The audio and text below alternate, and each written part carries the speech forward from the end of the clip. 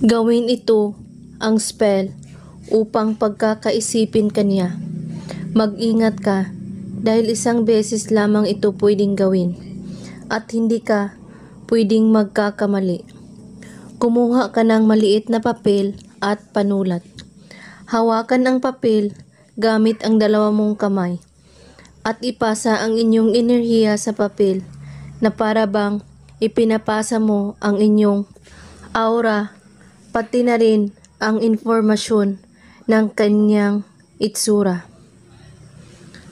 Isulat mo sa papel ang kanyang pangalan at sa itaas ng papel ay iguhit ang simbolo ng hangin. At pagkatapos, banggitin mo ang kanyang pangalan at sabihin mo, "Titindi ang pagmamahal mo sa akin. Ito ang aking alay upang ako ay inyong pagkakaibigin at pagkakaisipin." At pagkatapos, pahiran mo ng pawis ang papel at saka mo ito ibaon sa lupa. Mas maganda kung malapit sa inyong bahay. Kung wala kayong lupa, ay ibaon ito sa paso.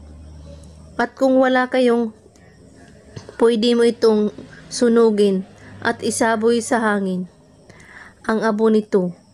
Gawin ito kahit anong oras at araw, basta't bago kayo matulog sa gabi. At kailangan, kapag gumawa kayo nito, buo ang inyong paniniwala at walang ibang iniisip at pagdududa. At kung may katanungan po kayo ay magko-comment lang po sa baba.